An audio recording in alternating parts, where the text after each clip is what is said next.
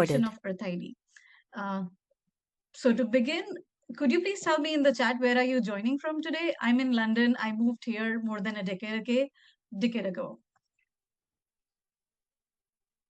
So right now, basically, we have students from India Malaysia, and we have Malaysia, and Netherlands. Ajay, Okay. Dr. Ajay is from Holland,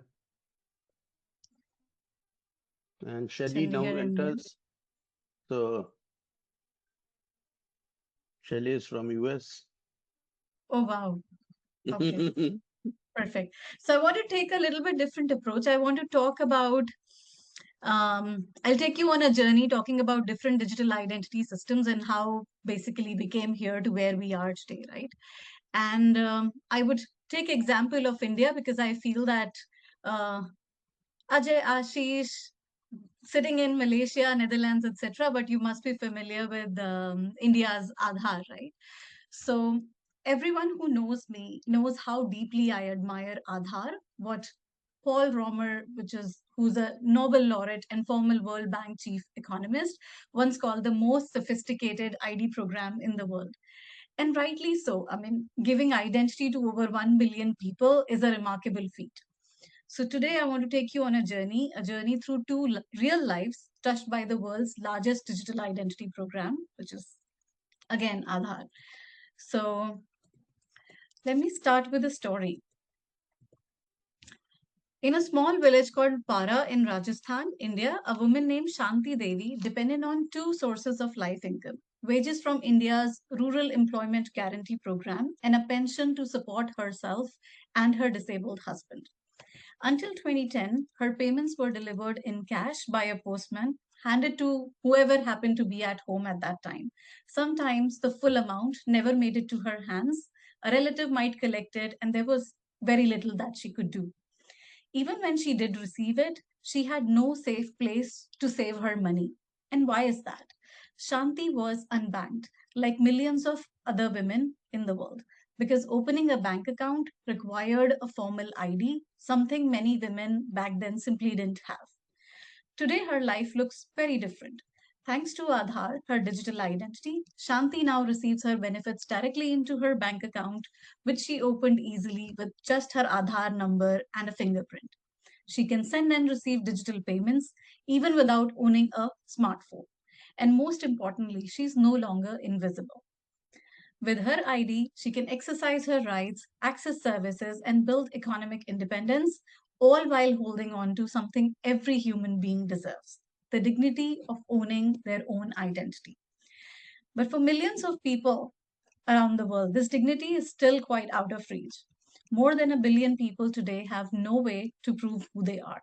Without a recognized identity, they're locked out of essential services, healthcare, education, social safety nets, and even the private sector often shuts their doors to them. Imagine not being able to open a bank account or enroll in school or secure a phone connection, which we all think is pretty basic and most of the time take for granted, all because you cannot prove who you are. Their potential pretty much remains untapped, and their aspirations are quashed even before thinking about it. In India, Aadhaar has changed this narrative for over 1.3 billion people. Each individual received a unique 12-digit ID number linked to their biometric data, fingerprints, iris scans, alongside basic personal information like name, gender, and address. Originally was envisioned as a way to streamline the direct benefit transfer system, ensuring that subsidies, welfare, etc., would reach the right people. Aadhaar has now grown into something much larger. Today, it's woven into daily life, from accessing government services to making travel bookings, from opening bank accounts to securing mobile phones. The scale of Aadhaar is astonishing. It reached every corner of India, from the bustling cities to most remote villages where roads are still just dirt paths. When challenges emerged, team figured out it was elderly citizens struggling with iris scans or laborers whose fingerprints had worn from years of hard work. Solutions were found, alternatives were created, no one was left behind easily. And thanks to Aadhaar, millions who were once considered too risky or too costly have finally entered the formal economy. Banks and mobile companies are enrolling customers once they ignored. Public services are reaching the people they are meant for.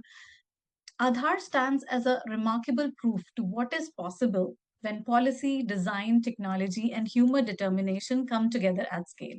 It hasn't just improved service delivery, it has transformed lives and reshaped the economy. It enrolled over 1 billion people in less than 6 years, which is a scale and speed probably the world had never seen before. I think even now, nobody has seen that. Aadhaar, which quite literally means foundation in Hindi, became just that. The first layer of what is known as the India Stack, the most ambitious digital public infrastructure project in the world. India Stack is a suite of interoperable digital platforms designed to be open, scalable, and inclusive. What began with identity has now expanded into powerful architecture made up of three key layers: identity, documents, and payments. Why am I talking about this? Because sometimes people who have digital identity or just identity, for example, passports, driving license, take identity granted. Nobody sits and thinks about that. Yes, I have a passport. What a good life I have. But what happens when you lose those documents? It's so hard to actually establish that this is who you are and you are actually entitled to access these services, and life just stops. A little segue from this. I'm a big fan of the stories behind the names of the technology or solution. Just like Aadhaar is foundation in Hindi, Earth ID's India Identity Wallet is called Sangrah, which pretty much means Sangrah is collection of documents. And Sangrah was the solution that was the winner of Reserve Bank of India's Global Hackathon this year. The program is called Harbinger. But anyway, coming back to this infrastructure, the DPI, it didn't just improve governance, it supercharged innovation. India is now the world's largest real time payments market, accounting for nearly half of global transactions in 2023. In 2024 alone, UPI, the Unified Payments Interface, facilitated over 208 billion digital transactions, representing 83% of India's digital payment volume. Every month, UPI processes over $165 billion across 8.9 billion transactions. And these platforms are not just popular, they are economically powerful. If we read reports by McKinsey, India's stack added 0.9% to the country's GDP in about 2022, with projections that raise that it will go to 4.2% by 2030. It is estimated to unlock 1 trillion in economic value by 2028. And that's the power of digital identity. It unlocks so much economic potential because it includes in the economy the people that were never there before. What is even more remarkable about this? In India, people are becoming data rich before they are income rich. What does that mean? I feel it's actually quite powerful because it means that even the ones with modest earnings now have tools to prove their identity, access benefits, and build credit histories so that their lives can move forward from there. And this data they can leverage to access better healthcare, education, government benefits, etc. The magic here lies not just in the tech, but in the model as well. India's stack is public infrastructure, so it enables a presence-less, paperless, and cashless economy delivered at scale with inclusion at its core. It's a living proof of what's possible when digital systems are built for good. But technology's impact is not always universal. Even the most well intentioned system can have blind spots. And when they do, it's often the vulnerable, the most vulnerable, in fact, who fall through the cracks. So let's look at another story, another example, and this time not of empowerment, but of exclusion. Jafar Alam was born in 1995 in the Rakhine state, Myanmar, to stateless Rohingya parents. He never received citizenship. When violent conflicts erupted in 2012, he and his family, like tons of thousands of others, were forced to flee. The few documents that proved their residency were lost in a fire during the unrest. They first sought refuge in Bangladesh, but support there was really patchy and arrests were very common. Desperate and undocumented, Jafar and his older brother risked a dangerous journey to India. There he found shelter, informal work, and after a year, he was issued a UNHCR refugee card. a lifeline that offered limited protection with access to basic services like healthcare. It has also allowed him to register for a SIM card, a simple but which is a truly vital connection to his community and the outside world. Using that refugee card, Jafar later applied for a long term visa, which in turn allowed him to obtain an Aadhaar card in 2016, the same digital ID we just discussed. So, for a brief moment, things began to look hopeful for him. With his Aadhaar, Jafar opened a bank account, he secured better work, and even enrolled in school. The digital identity system that had obviously empowered millions of people was finally empowering him as well. But that moment didn't last. In 2017, the Indian government changed its stance, and that happens quite frequently, declaring Rohingyas refugee as illegal immigrants, and they were to be deported. Overnight, Aadhaar cards and visas for refugees were suspended. Access to essential services became restricted. Many, like Jafar, found themselves in a legal limbo. And then came the crackdown. Jafar's biometric and demographic data, once a tool of inclusion, had now been recorded in a government database of undocumented individuals. That same year, the police conducted a mass verification exercise in his refugee camp. He was arrested along with his 14 other people who were in the same state and charged with illegally obtaining an Aadhaar card. And remember this was the document he had once been rightfully issued. When Jafar was finally released from prison, the world he returned to was no longer the one he had began to trust. His Aadhaar card, once the symbol of these new beginnings, had been frozen. That single document, which opened so many other doors, now shut them all at once. Without it, he could no longer continue his education. He could not send or receive money from family because the bank accounts won't work anymore. Aadhaar had quietly become mandatory for remittances as well. What used to be a way for refugees to support each other across border was not was now out of reach. Even everyday essentials became impossible. Mobile network providers now required Aadhaar to issue a SIM card. Without one, Jafar lost not just communication back home, but connection to information, to community, and to hope. And as the political environment grew more hostile, his UNHCR refugee card, once a fragile shield, offered less and less protection. It didn't matter that he'd once been issued a long term visa. In practice, his identity had been reduced to a void.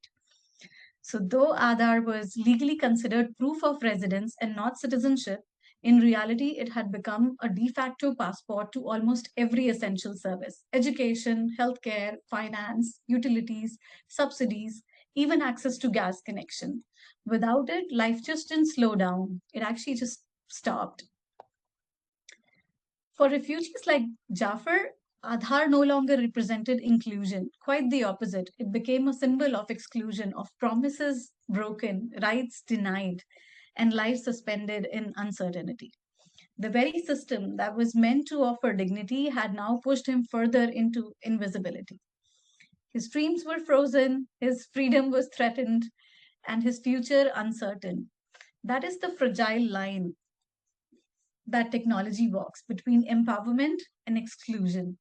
And that's really important.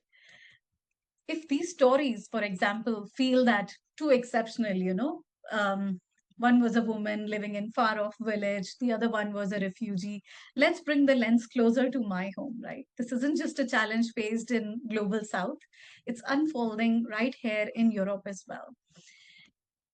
In Germany, a few years ago, Dr. Ibrahim Musabil, he was a Syrian orthopedic surgeon, found himself navigating a labyrinth of bureaucratic obstacles to have his medical credentials recognized. Despite his qualifications, the process was fraught with delays and complexities, preventing him from practicing his profession that he'd been doing all these years and contributing to the healthcare system. And this happens why?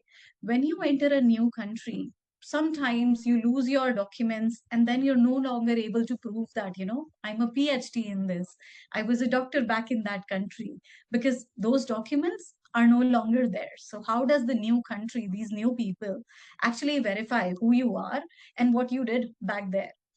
I also know a refugee women in Canada who was doing good jobs in their countries, but now struggling to get basic jobs as they lost their documents to prove their qualification. And some were even PhDs, and now they are doing housemaid services and things like that in Canada. Or take the example of Anastasia, a Ukrainian refugee in Sweden. Just like India, Sweden also has a personal identity number which links to practically everything.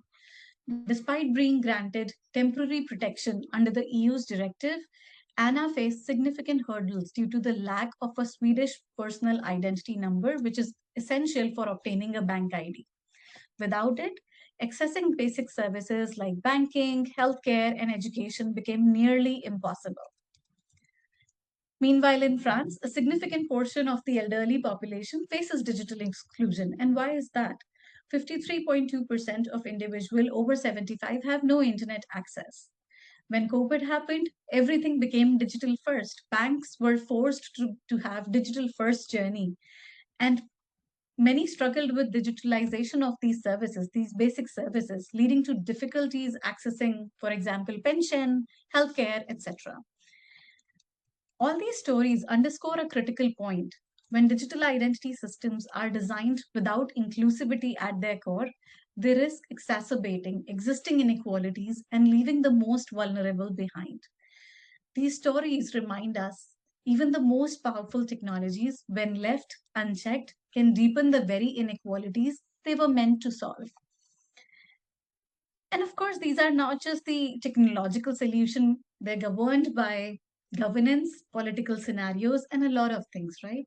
The entire model has to come together in a perfect way so as to ensure that everybody feels included, everybody has the same rights, and there's no bias within the system. Digital identity systems are meant to or promise inclusion in theory, can in practice push the most vulnerable even further to the margins. Especially for old and stateless individuals, as we just saw, the risk is profound. They often depend on external authorities to issue and manage their identities, exposing them to surveillance, exclusion, and loss of access at the stroke of a policy change. So we must ask, what kind of systems are we building and for whom? Everyone, including refugees, deserve an identity system they can trust, one that puts them in control of their data, protects their privacy, and cannot be taken away at a moment's notice. So, where does this leave us? On one hand, Aadhaar, as we all know, is a powerful enabler. I love it. It lifted millions like Shanti Devi into dignity, autonomy, and access, unlocking financial inclusion, government source services, and new economic opportunities. On the other hand, for people like Jafar, the same system became a barrier, freezing his access to education, banking, and even his basic safety to live in a country. So the truth is, technology by itself is neither good nor bad. It is a tool. It reflects the intentions, the policies, and the safeguards of the humans who design and implement it. So we never have to think about retrofitting inclusion later on. Because if you think of that, I will design the system and retrofit these edge cases later on, you've already told the people, the marginalized, that, your edge cases, and hence we're no longer right now thinking about you. When technology is designed inclusively, built with empathy, respect for rights, resilience against misuse, it empowers. But when technology is designed without sufficient safeguards or when policies change without protection for the vulnerable, it can entrench exclusion, discrimination, and fear. This brings me to the core idea of our talk as well, that identity must be built with purpose, with inclusion as a foundational principle and not as an afterthought. So let's talk about a fundamentally new approach to identity. Today, we know our identities are scattered everywhere across banks, government databases, social media platform, employers.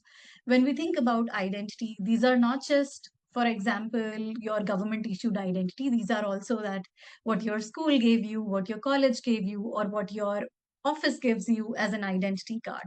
It is also the passwords and um, what do you call those, RSA tokens, etc., that you use to authenticate a service and access it, right? So every time we sign up for a service, we hand over stacks of our personal information and then we lose control of it. Do you know at this point today who has access to your data? What do they do with it? And once, for example, when it has served its purpose, you gave them to, for example, check in a hotel room, and now you've checked in and checked out, what are they going to do with that personal identity? You don't know. Are they going to dispose it ethically, responsibly, or where does it go? We don't know those answers. We don't know where it's stored, who's accessing it, and how well it's protected. And as we've seen from countless data breaches, that model is broken.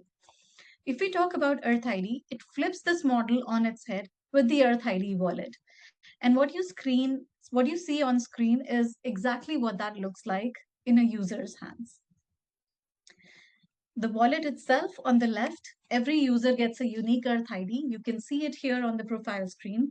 Beneath that, all their verifiable credentials, or verified documents, as you would say, live in one secure place. A passport, a membership card, educational certificates, anything, travel documents, etc. Each document can be verified once and then can be reused again and again without ever handling the original data. And I'll tell you what that means. The key difference, all of this sits in user's own device, not in a central honeypot waiting to be hacked. And then there are five principles around this. First is decentralized identity. Some people also sometimes call it self sovereign identity, but that word is quite heavily debated as well. We call it decentralized identity because there's no central database holding everyone's information. Identity data stays with the individual anchored by cryptographic proofs. That means there's no single point of failure, nothing for hackers to raid, and no institution acting as a gatekeeper. Second is the user centricity. The individual is at the center of every interaction. You hold your credentials, you decide who sees what, and you can see that their identity, you can see your identity with them wherever they go. So, for example, I gave it to my bank to open a bank account, and now I know that the bank holds this data for this long. Third, it's consent based. Nothing moves without users' explicit permission. Every time an organization requests information, the user sees it in their wallet, what's being asked for, actively approves and decline it. And they can also say that I only want to share this information for, let's say, 24 hours, one day, a month. No more silent data sharing happening behind the scenes where you don't know or you don't control that somebody is sharing your data behind your backs. Fourth is privacy preserving, which I feel is the most powerful feature. This is where it gets really powerful as well because I don't want to get too detailed in the technology, but it's zero knowledge proofs that we use, and the user can prove something about themselves without revealing the underlying data. So right now, identity is quite binary. You either share your passport or you don't share your passport. You either share your driving license or you don't share it. But you only want to prove that you're 18. So why does the other person or the other party need to see your name, your address, your entire date of birth, and some more information, whatever your identity document has, right? You can do that without showing your date of birth, your address, or your ID number. You share the answer, not the document. And this basically makes the solution so much more powerful. There have been incidents where somebody walked into a bar just to get a drink, and then the person at the security looked at their information and then later on followed them home, right? Because they were able to look at the address and everything. So ensure safety, security of people. I think privacy preserving is a fantastic feature. And fifth, it's inclusive. Over a billion people worldwide have no formal identification at all, which locks them out of banking, healthcare, and basic services. And this is something we've talked about over and over during my presentation as well. Not because these people don't exist, but because they can't produce the specific paperwork those systems demand. It could be a birth certificate, it could be a utility bill, or it could be just, a credit history that I have been transacting before. Earth ID lowers that barrier. How? A person can start building their identity from whatever credentials they do have. It could be a community attestation. Dr. Sindhu could say, well, I know Priya, she used to do this, and I attest for her. That document could sit in my, and then somebody who trusts Dr. Sindhu can actually give me what I need and access to education or whatever. It could be a mobile record, it could be a biometric enrollment, whatever. And here's the key part: once any participating organization verifies that credential, that verification can be trusted and reused by every other organization in the network. So, someone excluded from the traditional system doesn't have to start from zero with every institution. They only need one door to open and the others follow. So, you can think of that how all the refugees who struggle to create their footing in the new country could use the solution to, build a respectable life. Of course, this depends on organizations adopting this network, which is exactly why we're building Earth ID as an interoperable ecosystem and infrastructure, not a standalone app. And this is where I summarize: Earth ID is secure, private, consent driven, and open to everyone. So, where do we stand now? We know identity must be user centric. Users should control their identity data. It should be privacy preserving and it should be resilient, especially for those on the margins. Identity should be something that protects you, not something that puts you at risk.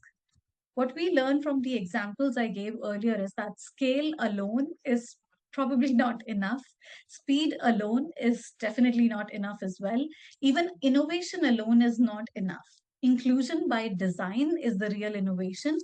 And the next decade, as you will see, we'll see identity system, digital public infrastructures, and AI technologies becoming even more deeply embedded into daily life. We stand at these crossroads. The technologies we build today will shape the freedom of tomorrow. We have to choose not just to innovate faster, but to innovate fairer. We have to make inclusion our measure of success. I think that's all from me. Thank you for being a wonderful audience.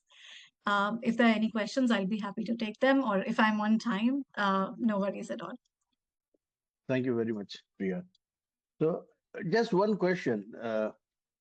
In light of all the qubits and quantum movement and infusion of quantum speed, and then we are talking of cross-border transactions with interoperability.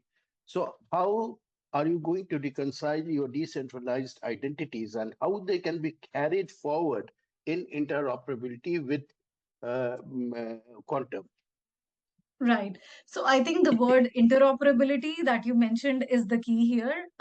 Every sort of government, every sort of country is now building their own identity solutions as well in order to ensure that they can provide these services to their citizens, etc. And they are creating their own frameworks. Like UK has created UKDIATF. You mentioned ADAS itself.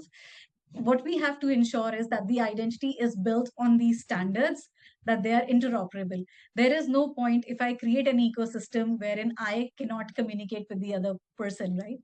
Initially, I didn't like iPhones, and some people would not like me for that because while Androids, they allowed different cables, iPhone didn't allow, and it sort of, if you don't have the charger, you're sort of stuck. So interoperability is quite important from that perspective. From a quantum perspective, I think your encryption standards and your security that you would have has to be so top notch to ensure that as these systems are developing, AI is developing, the fraud would get multiplied by multifold, and we have to ensure that we are able to stop it at its Thank you. source. Thank you. Thank you, Priya. So, not wasting any more time because we are actually delayed by 10-15 minutes because of students who came late. So, I'm sorry making you wait, Shelly, and I'm sorry to cut short you, Priya. So, we'll move with Shelli Brunswick. She is already here, and of course, a Titan and Space Titan, I will call her. So, she is a globally recognized leadership strategist, futurist, author, keynote speaker who helps leaders, organizations, and entrepreneurs navigate change, accelerate innovation, and build resilient futures. A retired US Air Force officer and former Chief Operating Officer of the Space Foundation. She has spent more than 3 decades advancing collaboration across government, industry, academia, and the global innovation ecosystem. As founder and CEO of SB Global LLC, Shelli advises organizations worldwide on leadership, emerging technologies, workforce development, entrepreneurship, and the future economy. She is the author of the internationally recognized, I will say, magnum opus, What Space Got to Do with It book series, a Forbes Technology Council contributor, a visiting scholar with the Blue Marble Space, and serves in numerous international leadership roles, advancing innovation and global collaboration. Through her space mindset framework, Shelley demonstrates how lessons from space exploration help leaders embrace uncertainty, foster collaboration, think strategically, and create lasting impact in an increasingly interconnected world.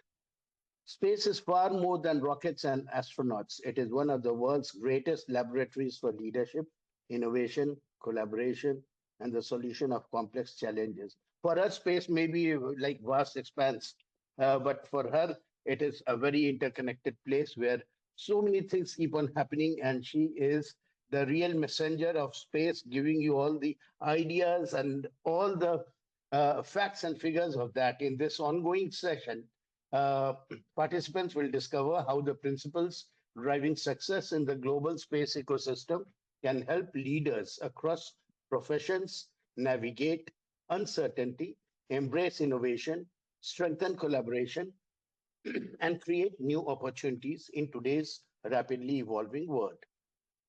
Whether your interests are in technology, entrepreneurship, business, healthcare, education, public policy, sustainability, or the space sector, the lessons are universal and immediately applicable. Participants will leave with practical strategies they can begin applying immediately to their careers and leadership journeys. Uh, I will give the opportunity now to Shelly to speak for space, not wasting more time. Over to you, Shelly. Thank you very much for coming and gracing the occasion. Well, thank you so much, Dr. Sindhu. It's always a pleasure to collaborate with you. It's an honor to be part of the World Business Angels Investment Forum with you. And I'm honored to join your students as well as your amazing other speakers. Priya, I loved what you talked about the digital identity. I loved your example. You know, when somebody goes into a bar in the US, you give your ID, you give all your information, and all you have to really do is prove that you're over 21. And we do that all the time. We give too much information, and then we get hacked, we get compromised. So I think what Priya shared about digital identity, even the blockchain, and all of those activities is really important as we look at the global south, but even not only in the global south, but even in America and other countries, like you said, Europe, because we are giving too much of our personal information. I share this because I did have the opportunity to speak at the World Economic Forum for Hedera, which is a blockchain platform.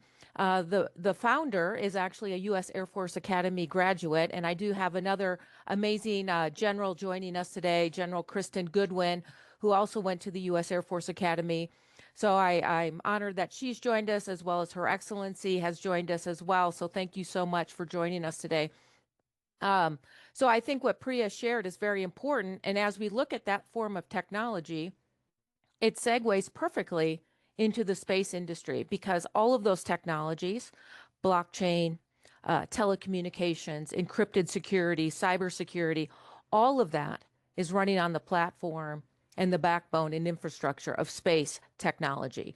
And again, that space technology was designed not only by the US military, but also by the Apollo program and then expanded worldwide. So what I really want to talk about today is I'm always happy to answer questions about space technology, but what I want to talk about more today is how we can think about setting that space mindset and creating a pathway for all of you to find your place. So no matter where you are, whether you're just starting your career, you're trying to figure out your career, you're mid-career and trying to transition your career, Or you're like me, you're a little more seasoned, and you're looking at what the next step is. Dr. Sindhu and I work for WeBAF, the World Business Angels Investment Forum, and we have an amazing partner, Arleti, who leads our silver economy there too. So a lot of activities not only intersect the space economy, but they're intersecting other economic activities, and all of them are related to the space industry. So what I'm going to start with is I'm going to share some slides, and I do have, we can also answer questions. I assume you can all see the slides. I can see them, so I assume you can see them. And we're going to kind of just walk through a few things. I'm going to give you some practical things to take away. You're welcome to take pictures of the slides, and I do believe, Dr. Sindhu, I'm recording this as well as you're recording it. I'm happy to provide Yeah. more details afterwards. And a lot of this information is found in my book that Dr. Sindhu shared, which is What Space Got to Do with It, an Interstellar Guide to Success. So not only are these examples, but other resources are available. And right now they're on sale. This book is on sale on Smashwords throughout the month of July for their winter-summer sale. So just wanted to share that. There's also free videos on my YouTube channel.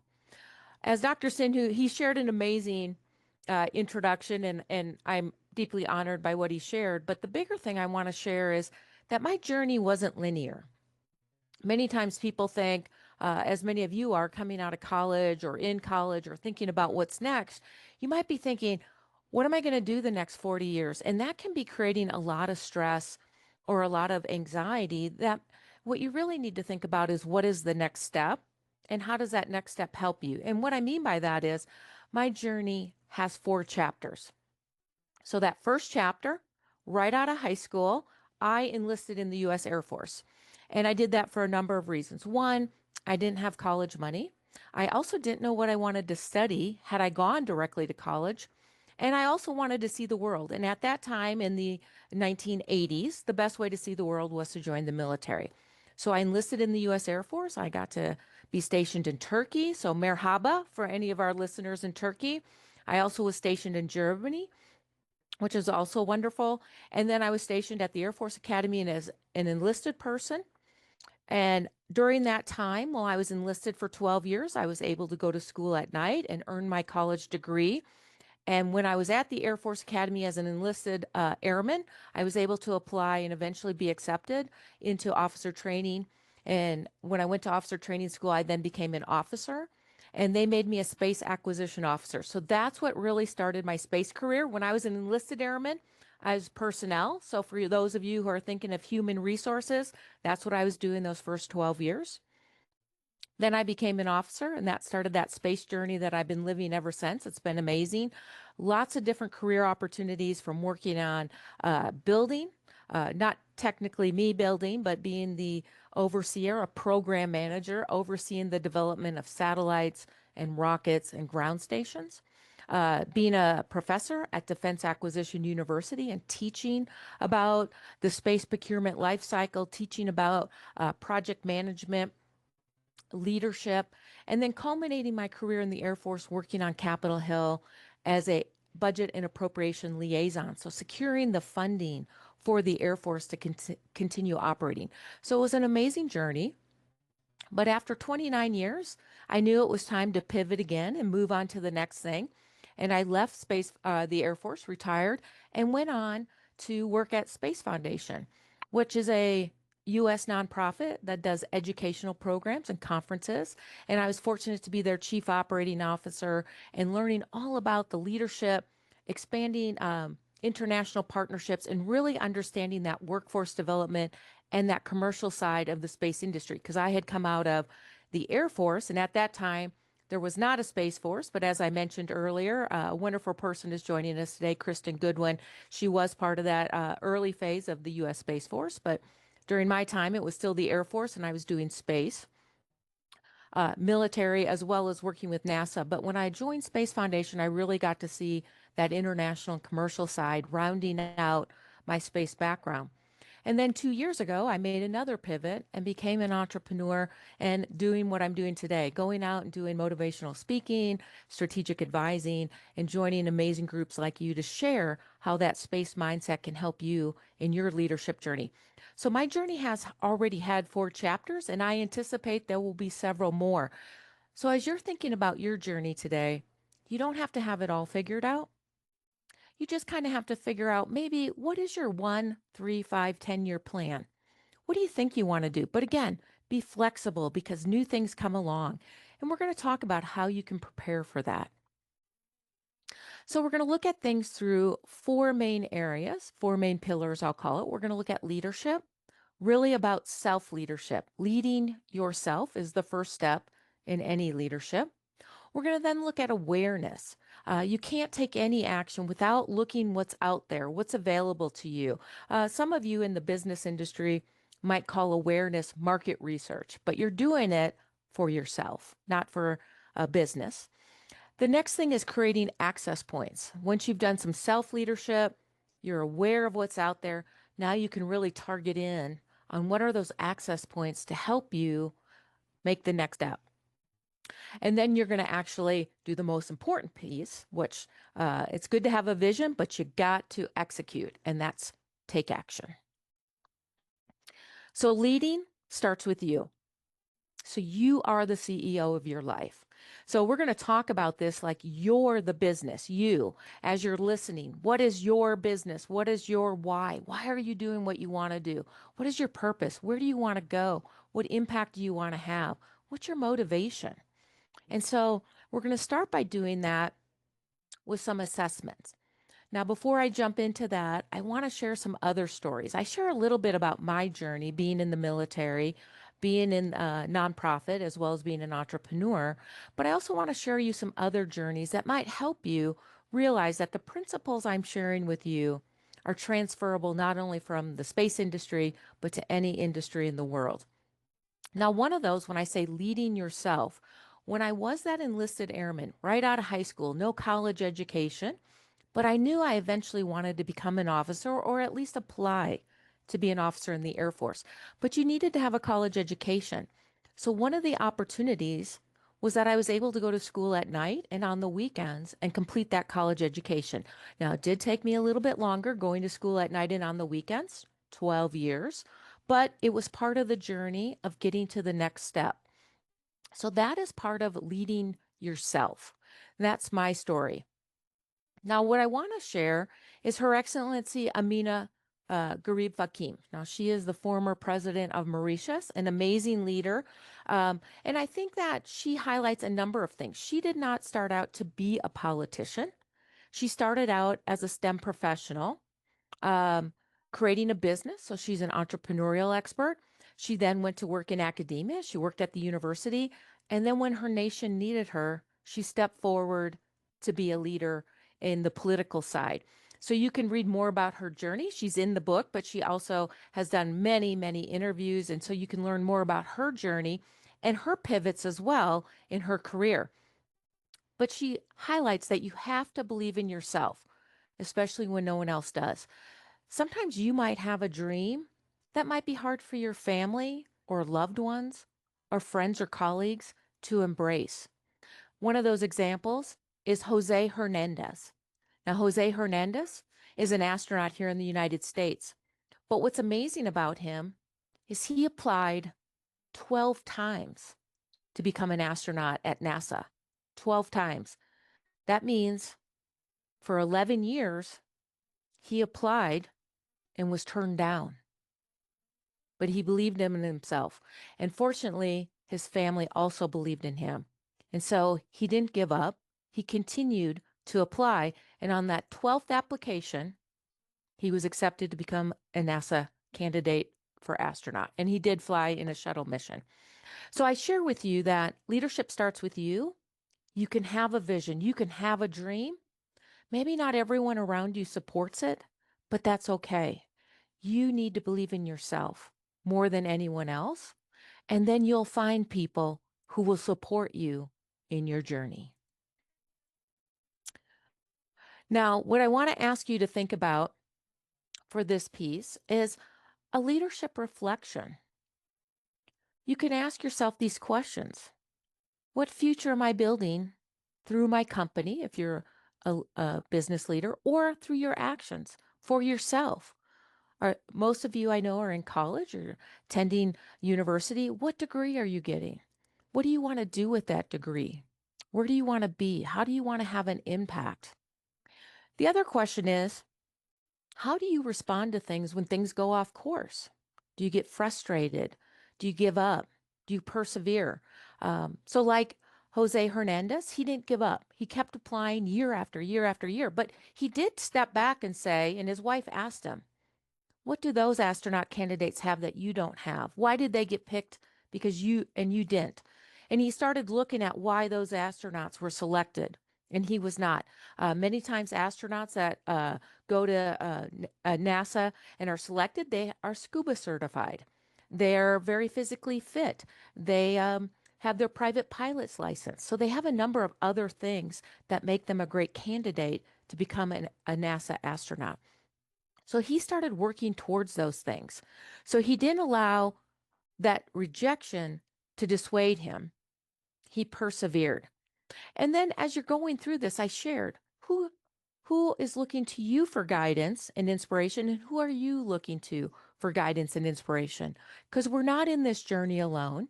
Um, Maybe you don't have a mentor right now, but maybe there are some role models out there that help inspire you. You can see them on LinkedIn or you can listen to interviews, and you know that their journey is a journey you want to be on. What they're doing is what you want to do. And so you can follow them virtually as a role model. Maybe you can find a mentor, but then you're in a position to be a mentor and a role model to someone else. You just may not see it, but people are already looking up to you. So we have a way of always looking for the next mentor for ourselves, but also being a mentor to others. So what this leads to is how you can do that first leadership step by doing a SWOT analysis. So that's looking at your strengths, weaknesses, opportunities, and threats. Many times people do this for a business, but it's also really good to do for yourself. Maybe it's an annual review. Now, I shared with you in my beginning one of the opportunities I was able to take advantage of that allowed me to become an officer in the Air Force was I was able to go to school at night and on the weekends, but also the Air Force provided me with what they call tuition assistance. They helped pay for a portion of my college education, which allowed me to pay the difference with books to take advantage of that opportunity to get my degree so I could eventually apply to be an officer. So as you're thinking about this today, you can write this down and work on it over the next month. Maybe this week, you think about what are your strengths? What are you really good at? What leadership qualities help you to excel? And then maybe next week you think about what are your weaknesses? What are some things you can work on to improve yourself so that you can be that next step where you want to be in 1, 3, 5 years?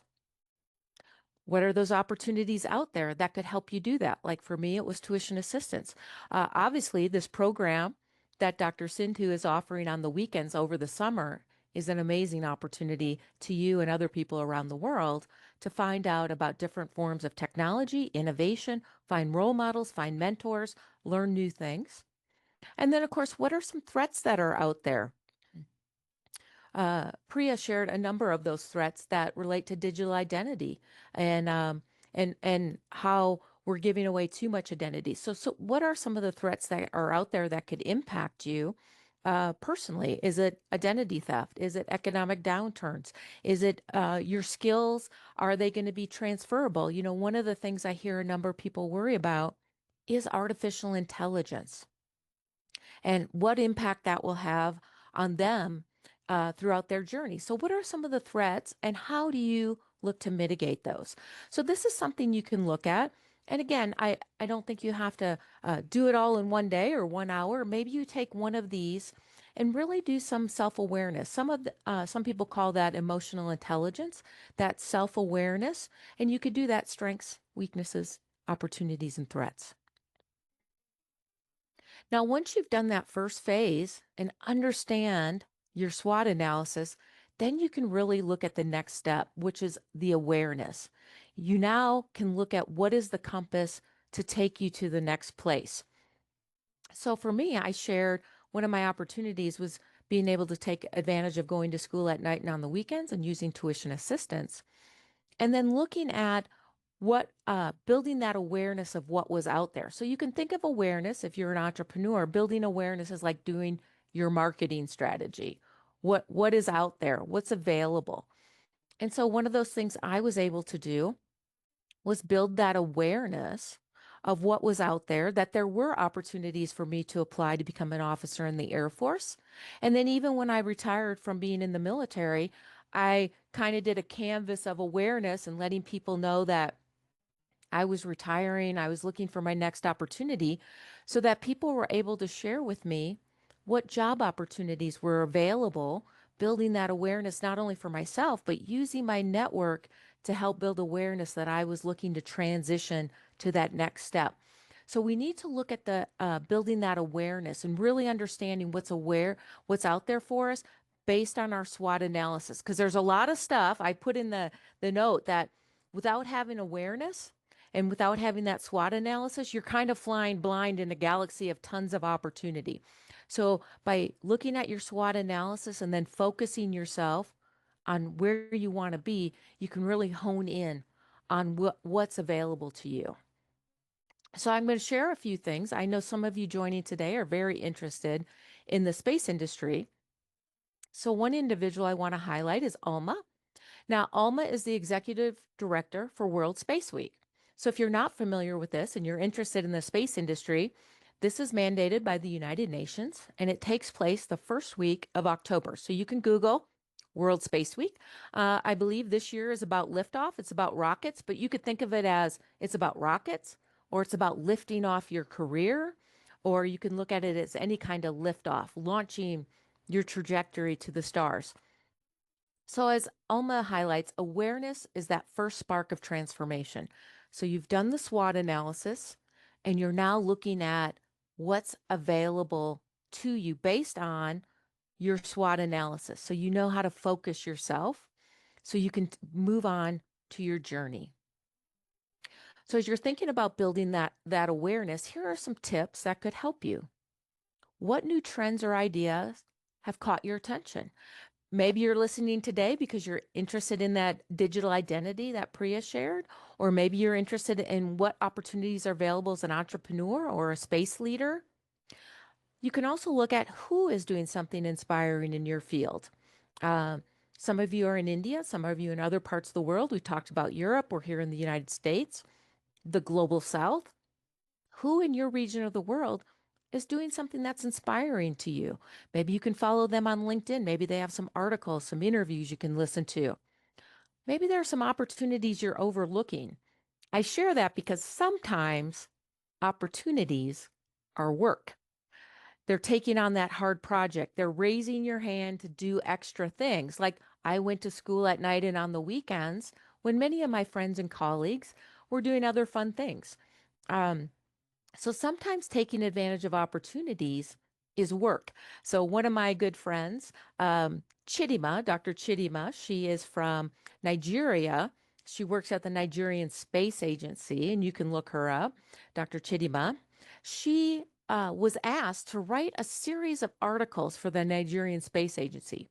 Now, she is not a writer, she's not a researcher, but she saw this as an opportunity. One, to step up, take advantage of that opportunity, but then also it helped her develop her skills and now be seen as a leader in that strategic communication, in research and development, and moving forward. So sometimes those opportunities are extra work. Um, and what signals from the world could shape your future? So, what is happening out there? So, we talked about one of those. Artificial intelligence is very important. Priya talked about quantum. So, those could be some signals that no matter what you're doing, somehow quantum and AI may have an intersection, or probably will have an intersection in the career path you take. So you can think about what are the signals happening and how might that intersect your trajectory. And then as you look at your SWOT analysis and think about that awareness, you can now ask yourself some questions. Where could your strengths create some new opportunities? For Dr. Chidima, as I shared, she started writing articles. And so she was very good at that. But again, that wasn't her initial role at the Nigerian Space Agency. That was extra. That was an opportunity. That was raising her hand and taking on extra work.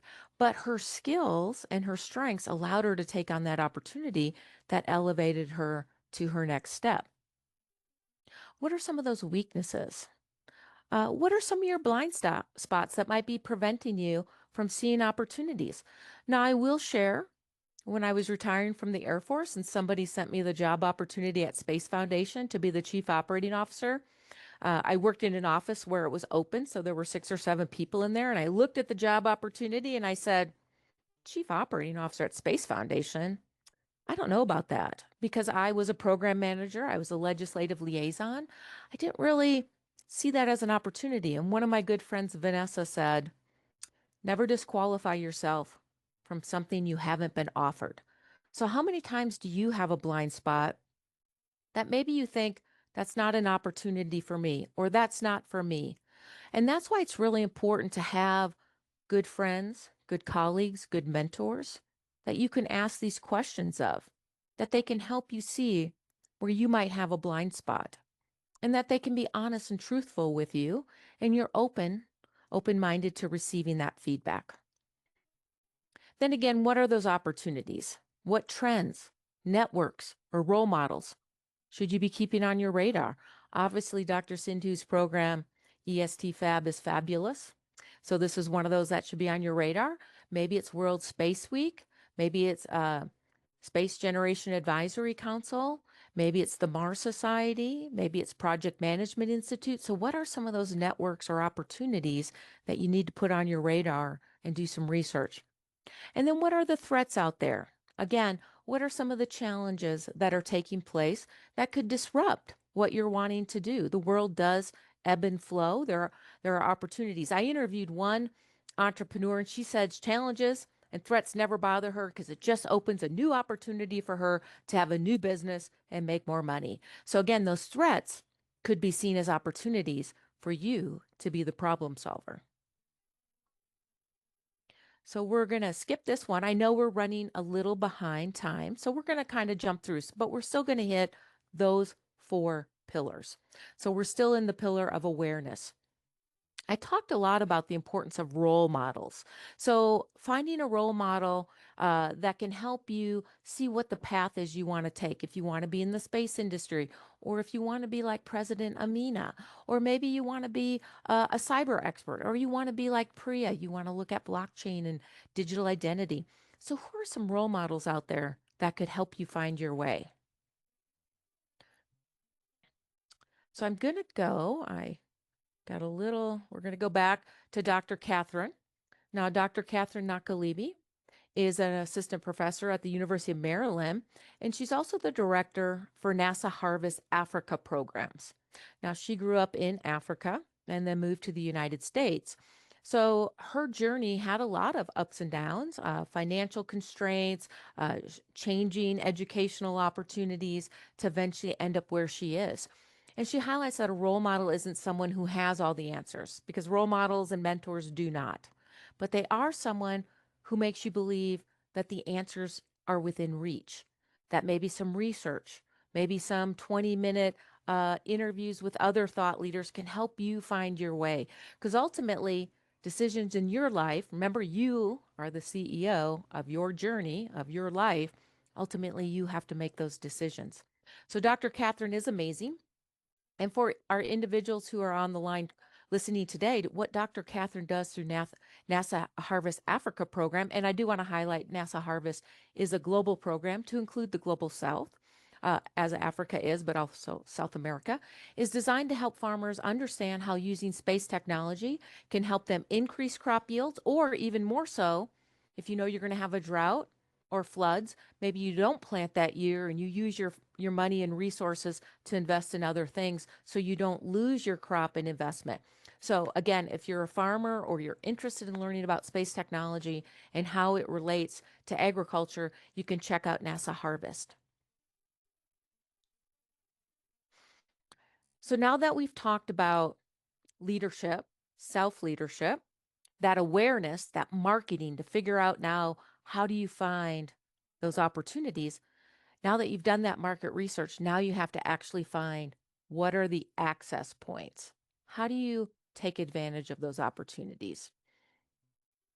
So what I'm going to highlight, we're going to skip through that one. And I want to go, since I know some of you want to be entrepreneurs, really thinking about access points for entrepreneurs. There's a number of access points for entrepreneurs. And again, I had always been entrepreneurial in my mind thinking. So, entrepreneur is both a job or a title, but it's also a verb. You can be entrepreneurial. You can be innovative in your thinking. You can look at new approaches. So, being an entrepreneurial mind thinker or entrepreneurial can be good, even if you want to get a job working for someone else. A lot of entrepreneurs, they want entrepreneurial thinkers working for them. When I talk to entrepreneurs, I say, what is what you're looking for when you hire people? And they say, I want to find problem solvers. And you know what? That's what entrepreneurs are. They're problem solvers. They see a problem, they identify a solution, and they believe their solution is better than anyone else's solution. And then they find a way to implement that solution. Now, implementing a solution is obviously sharing the vision, bringing others to the table to buy into that vision, implementing that. So again, those are all skills that entrepreneurs, the noun has, the noun of being an entrepreneur, but it's also the verb of being an entrepreneur. Entrepreneurial thinkers are problem solvers. So I want to talk about John, Crazy John. So he is a investor, an entrepreneur, a rapper. So he is a number of amazing things. I had the pleasure of meeting him at the World Economic Forum. And he talks about how entrepreneurship is the art of expressing your vision without permission. So again, what is the problem you're looking to solve? And your vision for that solution is unique. How do you then bring people to join you in that vision? Good communication skills, good team building skills, good leadership skills. But then you also have to have those execution skills. Not just you, but how do you work with your team to orchestrate that execution? So if you're thinking about visionary thinking through entrepreneurship, here's some thoughts again. What problem do you see in your field or community? So I just did an amazing entrepreneurial program to Togo, Africa, with amazing young digital thought leaders. And it was, what are the problems you're seeing in your local community? Yes, there's this big global world, and you certainly should be thinking global, but looking local. So what is the problem you're seeing in your field, your industry, your community? What's causing that problem to persist? And what idea or solution could improve the situation? And who would benefit if that problem were solved? So again, not something you have to do immediately, but take a picture of this, grab a screenshot, think about this, whether you want to be an entrepreneur, the noun, or an entrepreneurial thinker, the verb. And here are some things you could think through from problem to possibility, some of the steps. What is the problem? You know, and then reflect on the problem, your insights, your ideas. Reflect, what challenges do I see? Why does this problem persist? How does somebody benefit? And then you could take one action to move that way. Now, I will share, there are a number of great organizations that can help you be an entrepreneur. One of them I want to highlight is the NASDAQ Entrepreneurial Center. It is, yes, a NASDAQ Entrepreneurial Center through the NASDAQ, like you hear here in the United States, the stock exchange. But this is actually a nonprofit that helps entrepreneurs, not just in the US, but around the world. They have amazing resources available, online programs, booklets, and they also have their milestone program. And right now, they're accepting people into their milestone program until 27 July. So you can apply for their milestone program and then that is a 12-week program. It is free. All of the resources through the NASDAQ Entrepreneurial Program are free. So check it out. They have mentors, they have alumni, they have networking events, they have online activities to help you find the resources you need to be an entrepreneur, or even if you just want to have some entrepreneurial thinking and build a network. So what I'm going to talk about is another access point. And again, you've done the leadership, you've done the awareness. Now you're looking for those access points. And I want to highlight Hannah Ashford because she is the co-founder of a program called the Carmen Project. And they have fellows every year. And a number of the people I'm highlighting in the stories were Carmen fellows. They select 15 a year that are looking at creating a global solution. Now, most of these global solutions involve a space technology or innovation that helps with that solution. Now, that doesn't mean you're in space. It might be you're using space innovation for a solution here on Earth. Many times people are not aware of all the space technologies we use every day. Like right now, we're using a form of space technology. We're using Zoom, which is a form of telecommunications that was actually from the Apollo era. NASA needed to talk to the astronauts. They created the communication stream to do that. Eventually, that telecommunications was commercialized, and all the things we see now today, from Zoom and used to be Skype, but Teams and everything, is all a derivative of that NASA legacy technology. So you're probably using space technology and you're not aware of it. But I want to come back to the Carmen Project because that could be one of those access points. Maybe you have an amazing solution for a global challenge. Maybe it's healthcare, maybe it's in agriculture, maybe it's in finance, like Priya was talking about. And you could apply to become a Carmen Fellow. Again, they select 15 a year. So if this is something you're thinking about, check out their website. Look at what are the things you need to become selective. Look at the other individuals that were once selected to be Carmen Fellows, and how could you be competitive?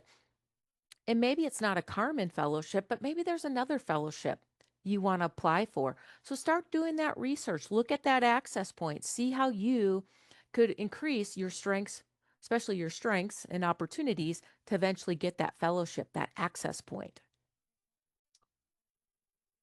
So now we're going to kind of highlight the most important steps. So we talked about leadership, self-leadership. We talked about awareness, doing that market research. We talked about finding those access points.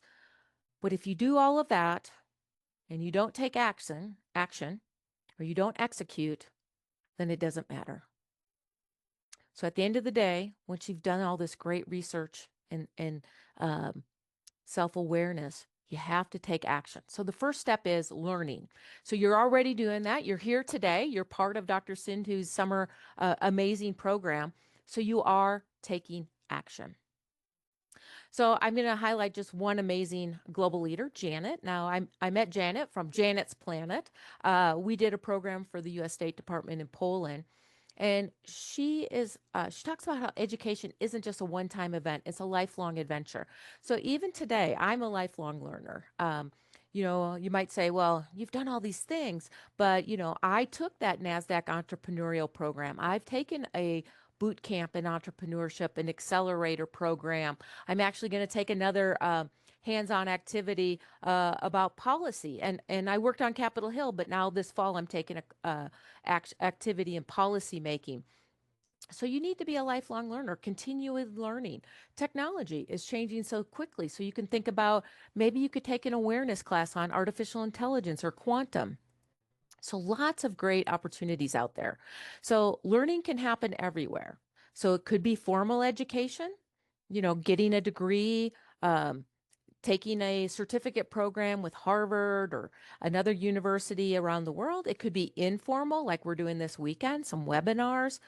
It could be volunteering. Volunteering is a great way to add skills to your resume, to position you, and also help with networking. So volunteering, like all those organizations I talked about, the Mars Society, Space Generation Advisory Council, they have volunteering opportunities, and you learn a lot when you volunteer. If you haven't done something, if you haven't been the social media, or you haven't been the outreach person, or you haven't done the events planning, you can learn and build a lot of skills that not only help you in that position, but maybe also help you with building out your resume and then getting your next job or the next step. So each path can help lead you to where you want to be. So, and some of the essential skills, and some people call these soft skills, but I say they're essential. Yes, we need the technical skills. If you want to be a rocket scientist, you're going to need a STEM degree, okay? But other skills that are very important to helping you succeed in life as well as in business are good communication skills. How can you communicate effectively? Can people understand how you translate complex ideas? Are you adaptable? If something happens, are you able to take that new information, reevaluate, relearn, and pivot? Are you able to be a leader, helping others? Maybe it's not a formal leadership role. There are a lot of informal leadership opportunities. Are you curious? Are you excited to learn? Do you want to hear about other people? When you meet somebody, are you listening? Or do you prefer kind of talking, or is it equal? How are you curious about new ideas as well as new people you meet? Are you collaborative? And again, are you that lifelong learner? So here are some things you can ask yourself. What new skills or idea has sparked your curiosity? We had some good ones here about digital identity today. I've shared some about learning about the space industry, not just being a rocket scientist, but maybe you want to be an entrepreneur. Maybe you want to capture some of that space technology and create a business. A great way to do that is the NASA Tech Transfer Office. So NASA has thousands of patents that are waiting to be commercialized by entrepreneurs. And so NASA has a patent office, the European Space Agency, and the Japanese Space Agency. So you could be checking those out and seeing if you wanted to be an entrepreneur. Maybe you want to commercialize some technology that's already out there. In India, so many of you are from India, but other parts of the world have already signed on to the Artemis Accords. So your country is already a partner with NASA. So you could check out that NASA Tech Transfer Office, and again, the European Space Agency Tech Transfer Office, as well as the Japanese Space Agency. I have some other questions there, like what was the last time you intentionally learned something outside your comfort zone? Maybe it's blockchain. We talked about that, or digital identity. May have not thought that. General Kristen Goodwin, who's on the call with us today, back in February, we went to a blockchain event in Denver. And so, again, I'm a space person, but again, I understand that blockchain and those activities relate to space. And so that would be a little bit outside my comfort zone, but it's good to continue to lean outside your comfort zone, learn new things. How does that incorporate into what you're doing? How does that make it better and impact it? So some things to think about for this week. You could do a learning launch plan. So create a one-page action plan. What's one new strength that you want to add to, or one new skill? What are some resources out there? Mentors, books, courses. Now, I shared the NASDAQ Entrepreneurial Center is a great resource. The World Space Week is coming up. So, and then create a timeline. If you don't have a timeline, then it may never happen. So look at creating that action plan. The next thing we want to talk about is your network. Now, I talked a little bit about that throughout this talk, but your network is your net worth. They help you find opportunities. They help connect you to others. So again, one of those great, powerful networking opportunities is LinkedIn. I post a lot of things on LinkedIn that are like I posted today's event. I post entrepreneurial opportunities, insights, articles, other people's webinars. So you could find some people you could follow on LinkedIn to start finding these opportunities. Join those organizations I mentioned. So this picture here I share is from the first Space Forum Africa. I was invited to come be a speaker for the U.S. there. And this took place in Lomé, Togo, and it was an amazing event. So this was their kickoff event in April of last year. And so one of the organizations I'm going to highlight, we've already talked about how Dr. Sindhu and I are part of the World Business Angels Investment Forum, and that may or may not be a good fit for you depending where you are in your career. But one of the organizations that more than likely could be a good fit for you is Women Tech Network. So this was founded by Anna, and she talks about networking isn't about what you get, it's about what you can give. And I highlight Women Tech Network because even though it says women in the name, it is open to men and women entrepreneurs around the world, all ages, all genders, as well as they have mentoring programs and they have conferences and they do AI and they do a number of things.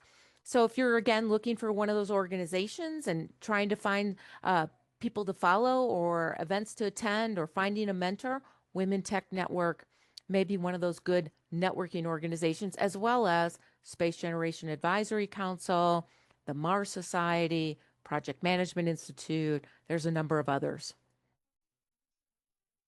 So a question you can ask yourself about building your network: when was the last time you a connection opened a door for you or created an opportunity for you?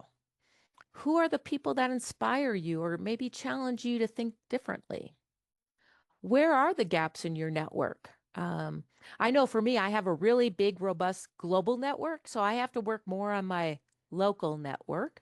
And and not only that, like Anna said, it's not just what you get, but what could you offer that network? Again, maybe you could volunteer to help them with something. For World Space Week and Space Generation Advisory Council, not only are they global organizations, they also have country activities. So maybe you could volunteer to do things in your country or region. And here's a strategic networking map you could look at. Create some circles. What's your network layer? Who's your core circle, that extended, and who are connectors? And then who fits in those? Who are the people who help bridge things? And then you can take the action step. How could you strengthen those relationships? How could you reconnect with somebody? And how could you ask for introductions or insights from someone else? So again, you don't have to do this all at once. This is something you could take a snapshot of or a screen picture, and you could work on each of these three areas: your core circle, your extended network, and your connectors. And over the next month, maybe you create an action strategy to work on this and build this out. And this is a good even reminder for me that I have some telephone calls that I need to call people. So yes, I send emails and text messages, but it's also really important to call people. So here's your networking wish list. Write down 5 people or organizations you want to connect with in this next 6 months. So you've done your SWOT analysis. You now understand the networking. You want to find those 5 people or organizations. And then ask yourself, who inspires the work I want to do? That might be somebody you want to reach out to. Who is solving problems I care about? Again, that might be a good organization you want to join. Who could benefit from what I know? So when you join that organization, what can you contribute? So just something to think about. And then the last action step, which can help you with all of the action steps: leadership, awareness, access, and action, is find a mentor. Mentorship can make all the difference in helping you find your way. So this picture here is a program I partnered with in Togo, and we did this through the U.S. State Department, the Mandela Washington Fellowship Program. We created a program for women tech lead creators to help women entrepreneurs in Togo incorporate technology into their business so they could be a leader of technology as well as a user of technology. So what I'm going to highlight is Dr. Ingrid. Ingrid talks about mentorship isn't just about giving, it's about growing. Now, Ingrid is located in Colombia and she runs her own company. But in addition, she's been a mentor for displaced individuals who have had to become refugees and maybe living in a refugee camp or had to transition to another country that's not their home. But they're entrepreneurs and they want to have a business mindset. And so Ingrid has been one of those amazing mentors that have helped not just women, but women and men build their business even while they may have been displaced. So as you think about finding that mentor, you can think about who's been a mentor in your journey and how they've influenced you. What lessons from that relationship still guide you today? Where could mentorship accelerate your growth right now? How could a mentor help you? Not just with information, but could they help you open doors? Could they believe in you before you maybe believe in yourself? Um, and you could identify one mentor you'd like to learn from and one person you'd like to support as a mentor. Because remember, no matter where you are in your journey, somebody is looking up to you as a mentor. You're already where they want to be. If you're in college right now, maybe it's a high school student who's looking at how you did that, how you picked your major, how you applied to get into the university, how you're making your schedule work. Maybe you have to work while you go to school. How are you balancing that? So you're already a mentor to somebody, and so you could be paying that forward as well. So here's your 30-day flight plan.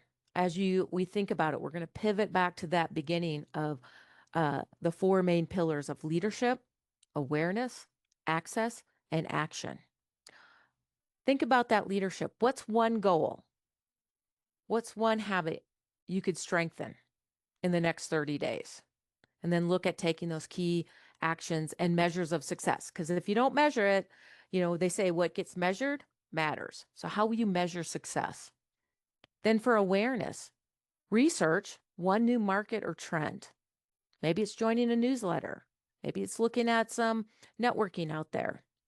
And again, how will you measure success? Access. Your goal, build one new partnership. Maybe it's joining an organization. Maybe it's finding a mentor. Maybe it's you becoming a mentor. And then what's your measure of success? And then, of course, take action.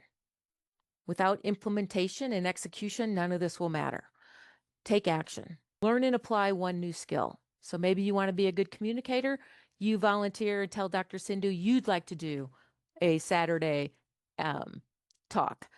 Maybe it's complete a micro course or tutorial. So the United Nations Office of Outer Space Affairs has a number of free classes if you want to learn more about the space industry. So maybe we abbreviate, we call it UNUSA, but it's the United Nations Office of Outer Space Affairs. They have free classes. I already shared the NASDAQ Entrepreneurial Center has free programs. And then how will you measure that success? So the space mindset, it's all about really that leadership. Leadership giving us a direction, awareness helping us see the horizon, access to open those doors, and action is the moment we step through it. So what I'm going to do is I'm going to take the slides down and we'll see if there's any questions. And I know, Dr. Sindhu, we were running a little late and we're right at about 8:33.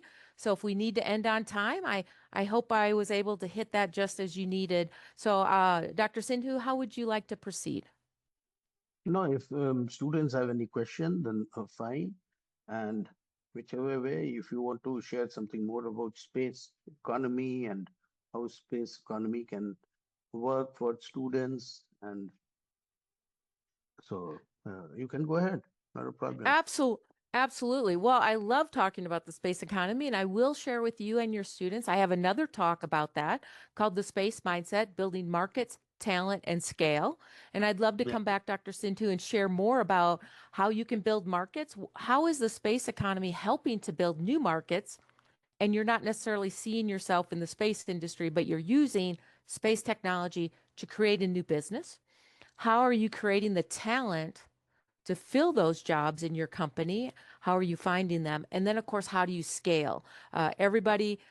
You have to think about scaling from the beginning of formulating your business, not only locally, but globally. How will you scale? So those are three main areas you have to think about as you think about not only the space industry, but any industry. But right now, the space industry is really exciting. You can see lots of amazing opportunities, both you can see national security side, the importance of space technology as it's providing Earth observation and persistence watch to protect borders, to protect resources. I talked about speaking in Togo, and Togo is right along the coast in Africa, and they have to worry about border incursions. They have to worry about illegal fishing, individuals, wildlife, you know, um, the transfer of Incursions. wildlife. Yes. So having that persistence watch for national security is very important, but then also the business side, they're very agricultural. How can they use Earth observation to help their farmers? And then they can also look at, I know individuals in Togo who've created businesses. So again, and then how do they connect their businesses globally? So the space industry is really four things. It is national security, so national interest. It's civil, like your civil space agency. It's commercial and it's international. And so you can look at it in those four frameworks. And where do you want to fit if you're interested in the space industry? Maybe you want to work for government, either your space agency, or maybe you want to be if there's a space force or an air force, or depending where space falls. I know in some countries, space may fall under the Ministry of Communication because they have communication satellites. So depending how your country is organized politically, that could determine where you'd want to work if you want to work for the government. Maybe you want to be an entrepreneur or you want to work for entrepreneurs in the space industry. And Dr. Sindhu, as you know, India has amazing entrepreneurs in the space Yeah, industry and other industries. So lots of opportunities to either be an entrepreneur or work for entrepreneurs. So, and then obviously go global. So the space industry is amazing. There's lots of opportunities, and I'm happy to come back and share more about how to build markets, talent, and scale in a future opportunity. sure. There are a couple of colleges and universities, deemed universities, who have got very developed and very good space department, and they're very well connected to NASA also. And as a matter of fact, they prepared lunar buggies and all that, and they got award also. They're connected with NASA on like minute to minute information, data exchange, and all those things also. So that part will be very, very interesting because you had requested for longer session, and we are doing everything in weekends, and students are like, after all, working days, they want to also retire early on weekends. So I had to restrict it, but in another session we will focus only on those space aspects, and you can share your experience and give your tips to students how to go about it, because there are a couple of agencies, private agencies and companies who have come up in South India, and they are working in space industry and program, but there is nothing like that in North India as such. So we want to develop something in this jurisdiction, and there are very capable educational institutions who are really interested in it. So it will be very good association, and if at all you are coming to Asia, I will definitely like to invite you to come to India, and then we can have sessions with those universities and colleges and physical meeting and interaction with students as well. Thank you very much for today. And uh, I'm so grateful to you for giving so much of time and coming well before time and waiting for your session. Thank you once again. Thank you, Ajay, and thank you, Priya. I think Priya has left. So, and thank you, students, for persisting with us and listening to us. If you have anything, please uh, yeah, ask any question. If you want to be clicked with Shelli, there's a very good opportunity. Uh, put yourself on camera, and we can take a picture for you with Shelli and Dr. Ajay. You can preserve that picture. So if you want, you can switch on your camera and unmute yourself also. Be free.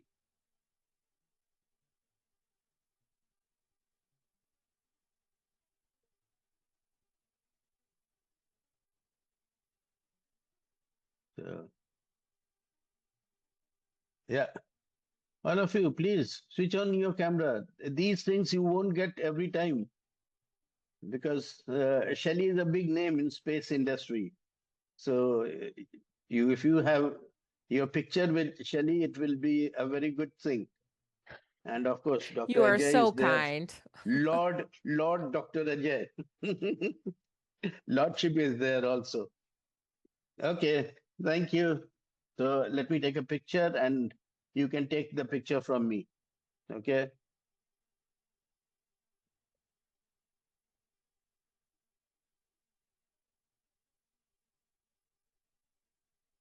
I will share it here also so that you can download this picture for yourself.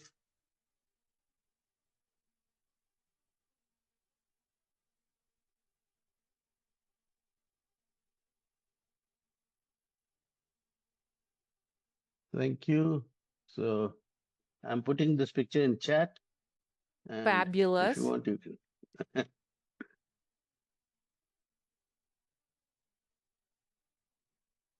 I have to put the picture now. Screenshot file. Yeah.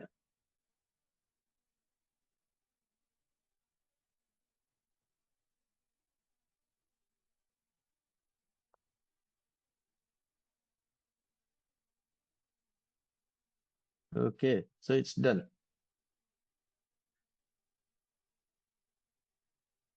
So thank you once again, and we meet again tomorrow with another set of speakers. And I will keep interacting with Shelly whenever she is free and she is able to give us time. We'll come back with her. Thank you very much and good night, everyone. Have a good day, Shelly. Have a good See you evening around the again. Thank see you you. around the Bye bye. galaxy. See you around. Sure. Indeed. Thanks. Thank you. Bye.